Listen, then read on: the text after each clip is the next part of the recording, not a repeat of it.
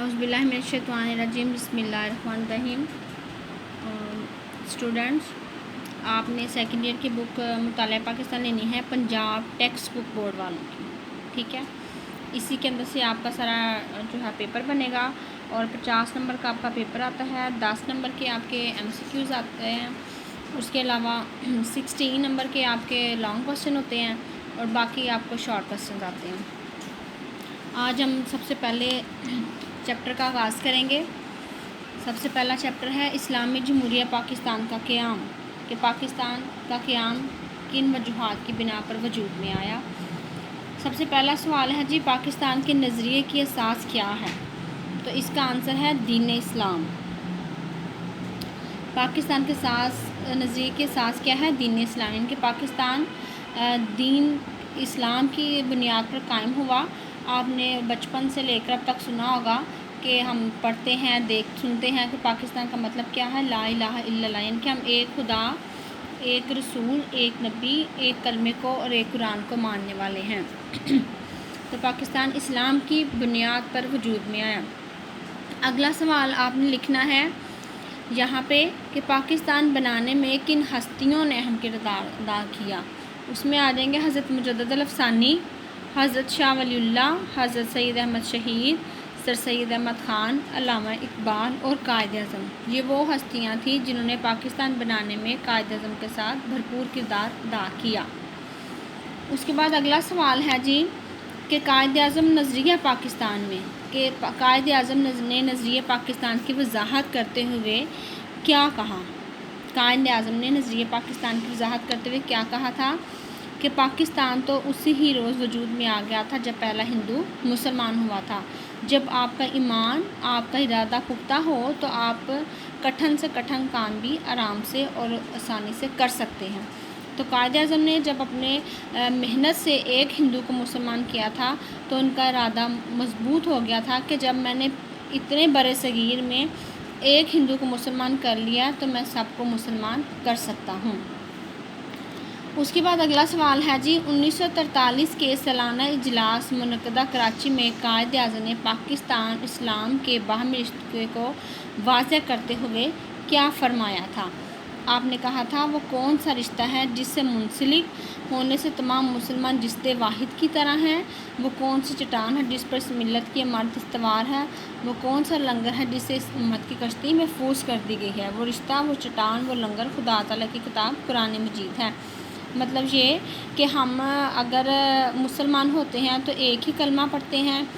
اگر دنیا کے کسی کونے میں آپ چلے جاتے ہیں تو آپ کو کوئی بھی مشکل آتی ہے، ہم اپنے اللہ تعالیٰ کو پکارتے ہیں، ہم آیات پڑھتے ہیں، ہم احادیث کا ترجمہ پڑھتے ہیں، تو وہ سب کچھ کس میں سے لیا جاتا ہے؟ کہ قرآن مجید میں سے۔ تو اس لیے کہتے ہیں کہ ہمارا جتنے بھی رشتے آپس میں مضبوط ہیں مسلمانوں کے، وہ صرف قرآن مجید کی بیس پر ہیں۔ اس کے بعد اگلا سوال ہے جی، 21 مارچ 1948 کو ڈھاکہ کے عوام سے خطاب کرتے ہوئے آپ نے کیا فرمایا تھا؟ آپ نے کہا تھا میں چاہتا ہوں کہ آپ سندھی، بلوچی، پنجابی، پٹھان، بنگالی بن کر بات نہ کریں۔ آخر جی کہنے میں کیا فائدہ ہے کہ ہم پنجابی، سندھی یا پٹھان، ہم تو بس مسلمان ہیں۔ یہ جو انسانوں نے اپنے اندر ذات پات کا نظام اور ایک یہ ثقافتوں کا، یہ جتنی بھی روایات پیدا کی ہیں، یہ ہم لوگوں نے خود کی ہیں، حالانکہ ہیں تو ہم سب ہی مسلمان۔ تو انہوں نے کہا تھا کہ آپ اپنی آپ کی پہچان مسلمان ہونے کی بتائیں، نہ کہ یہ کہ جی میں سندھی ہوں، میں بلوچی ہوں۔ ہاں، یہ الگ بات ہے کہ ہم نے اپنے ملک کو صوبوں میں ڈیوائیڈ کر دیا تھا۔ اس کے بعد اگلا سوال ہے جی، علامہ اقبال اور نظریہ پاکستان۔ اس میں آپ نے کوسچن یہاں بھی لکھنا ہے کہ آل انڈیا مسلم لیگ کب وجود میں آئی؟ 1906 میں۔ یہ آپ کا کوسچن بھی آتا ہے اور آپ کو MCQs میں بھی یہ بہت کوسچن آتا ہے کہ آل انڈیا مسلم لیگ کا قیام 1906 میں ہوا۔ اس کے بعد اگلا سوال ہے آل انڈیا مسلم لیگ کے اجلاس کا کب ہوا تھا؟ جو آل انڈیا مسلم لیگ تھی وہ تو 1906 میں قائم کی گئی تھی، تو جو اس کا اجلاس تھا وہ 1930 میں پیش کیا گیا تھا۔ تو اس میں علامہ اقبال نے کیا فرمایا تھا اجلاس میں؟ آپ نے کہا تھا کہ انڈیا ایک برصغیر ہے، ملک نہیں، یہاں مختلف مذاہب سے تعلق رکھنے والے لوگ اور مختلف زبانیں بولنے والے لوگ رہتے ہیں۔ مسلم قوم اپنی جداگانہ مذہبی اور ثقافتی پہچان رکھتی ہے۔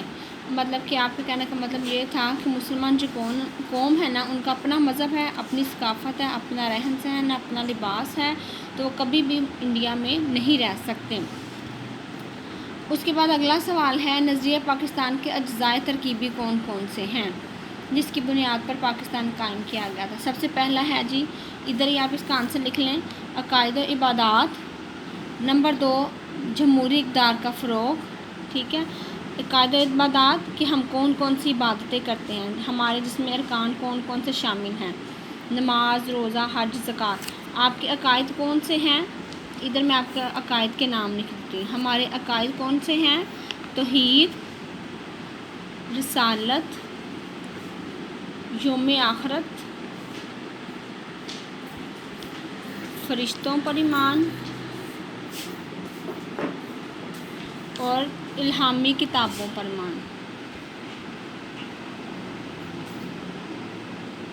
یہ ہمارے عقائد ہیں۔ یہ ویسے میں نے آپ کو سمجھانے کے لیے لکھے ہیں، تو ویسے کوشچن ہے زائد ترکیبی عقائد و عبادات۔ نمبر 2، جمہوری اقدار کا فروغ۔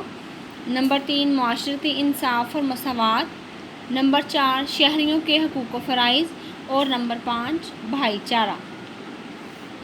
پھر ریپیٹ کر رہی ہوں، نظریہ پاکستان کے زائد ترکیبی، جمہوری اقدار کا فروغ، معاشرتی انصاف اور مساوات، عقائد و عبادات، شہریوں کے حقوق و فرائض اور بھائی چارہ۔ اور اگر آپ کو ایم سی کیوز کو یاد آتا ہے عقائد و عبادات کے عقائد کون سے ہیں یا کوشچن آتا ہے تو ہم لکھنا توحید، رسالت، یوم آخرت، فرشتوں پر ایمان، الہامی کتابوں پر ایمان۔ یہ تھا جی آج کا ہمارا ٹاپک، یہ 7 شارٹ کوشچنس ہیں۔ تو نیکسٹ لیکچر میں پہلے میں آپ سے ایک چھوٹا سا ٹیسٹ لوں گی زوم کی کلاس میں، اس کے بعد پھر اگلا ہم جو لیکچر ہے اس کو ہم کنٹینیو کریں گے۔